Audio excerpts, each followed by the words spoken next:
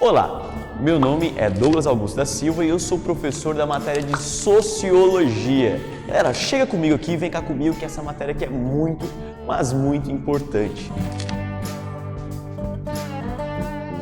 Sociologia é tão importante, mas tão importante e tão legal que você não vai encontrar apenas reservado só essa matéria. Você vai ver sociologia dentro da história, você vai ver sociologia dentro da geografia e vai ver sociologia dentro também da redação, galera. Olha que importante, olha que fundamental é estudar sociologia. Para você aí que está querendo fazer seu vestibular esse ano, para você aí que está querendo prestar o seu concurso esse ano. Então vem comigo que eu tenho certeza que você vai gostar bastante. Muito bem.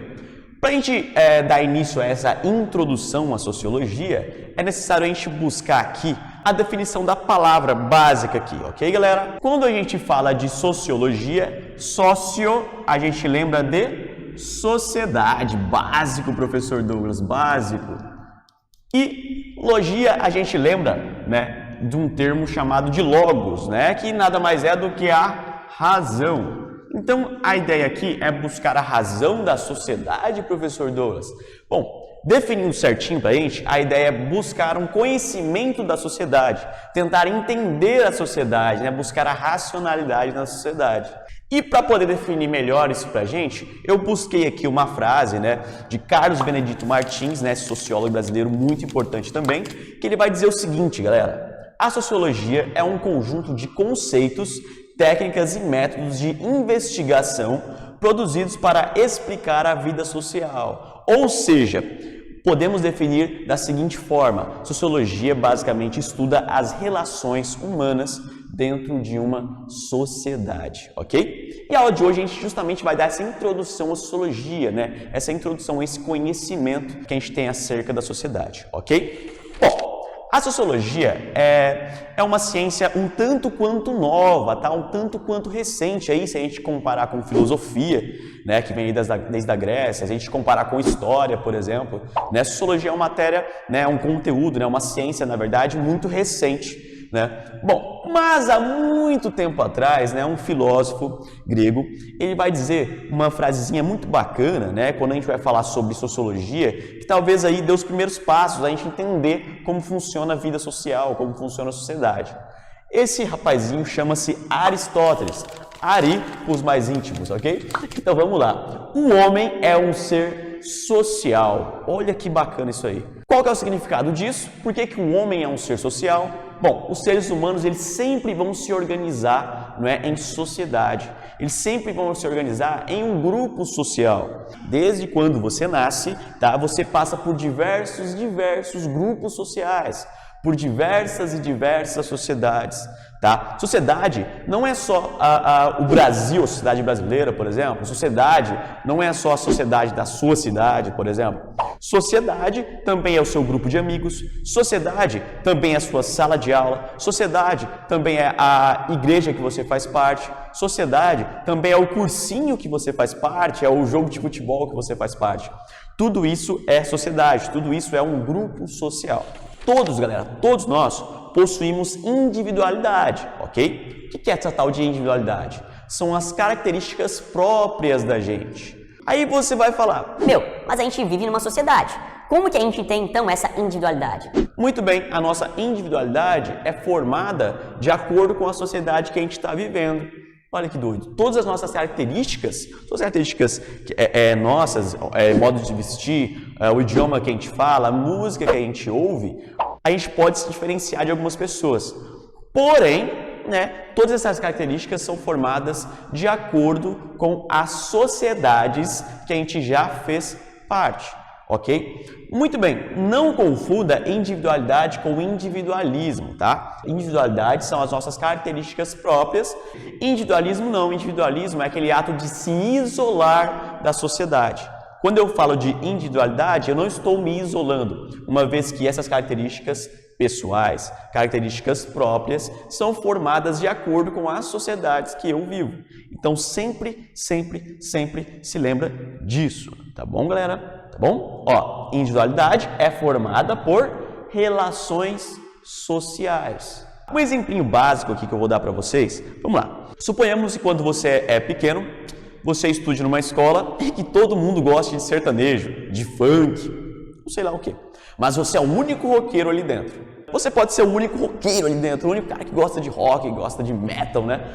Mas essa ideia de você escutar esse tipo de música não é algo original, né? Vem de relações sociais que você teve. Possivelmente você aprendeu de alguma forma a gostar desse tipo de música, tá?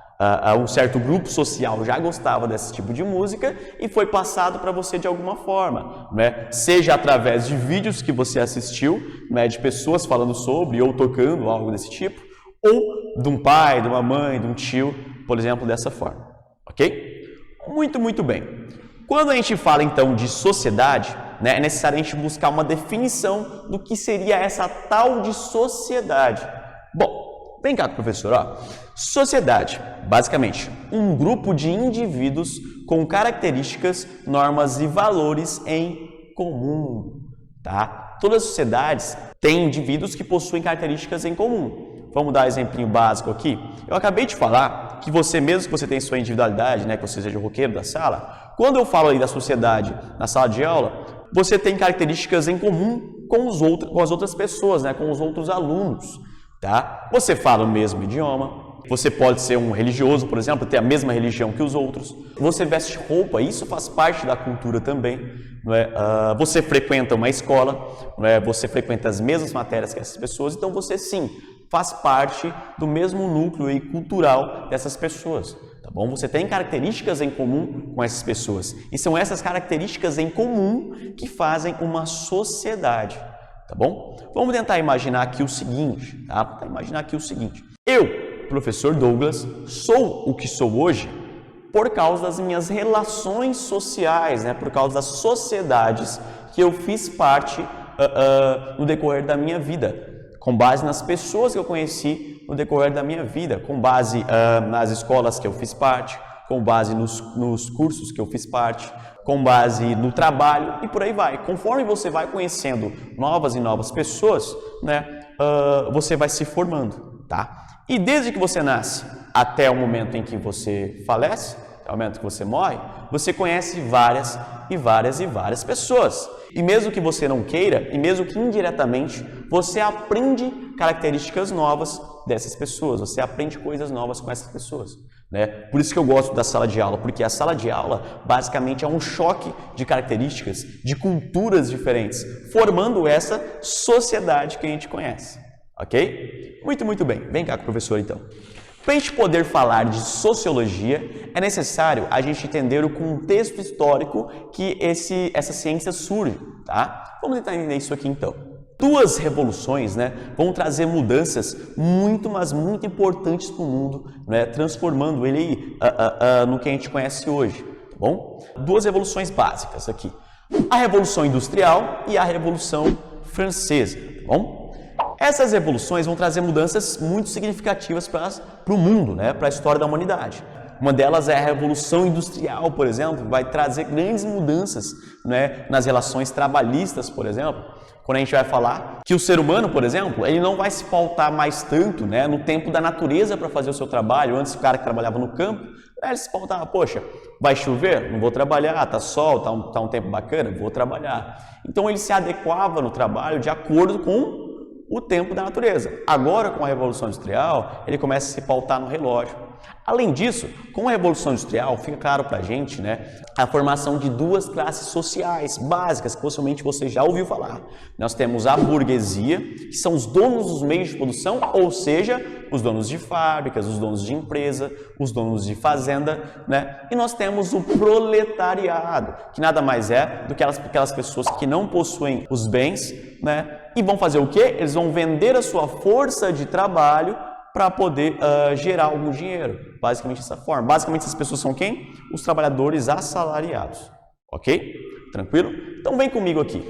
Além disso, além da Revolução Industrial, que vai trazer mudanças significativas na sociedade, né? Essa desigualdade social, nas relações trabalhistas, né? Nós teremos aqui a Revolução Francesa, né? Que vai trazer mudanças muito significativas na área da política, por exemplo. Quando a gente vai falar, antes da Revolução Francesa, havia lá dentro um negócio chamado de absolutismo, né? O absolutismo francês. Lá dentro, o rei ele poderia fazer o que ele quisesse, né? Quando ele quisesse. Tudo que havia, tá, dentro do Estado pertencia a ele, seja o dinheiro, seja a economia, né? Seja o próprio governo e seja as pessoas, toda a sociedade, né?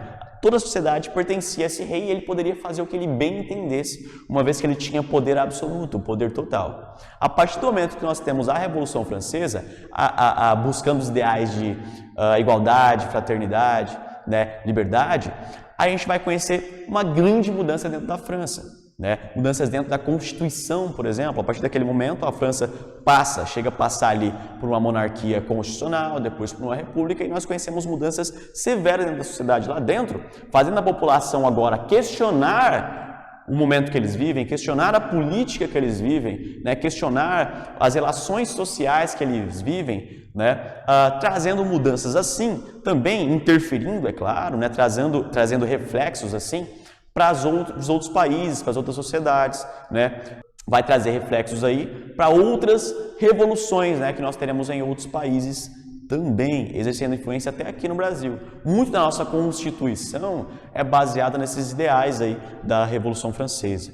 Muito bem, essas revoluções vão trazer mudanças tão significativas, mas tão significativas, que a sociedade ela vai mudar, que as sociedades elas vão mudar. Então, eis que surge a necessidade da gente buscar uma ciência que estude, né, essas mudanças, que estude isso que a sociedade está passando, quais são os problemas que a sociedade está passando, como que a gente pode resolver isso, né, e tentar entender o que está acontecendo na sociedade para a gente tentar mudar ou apenas entender mesmo, tentar questionar isso, estudar isso.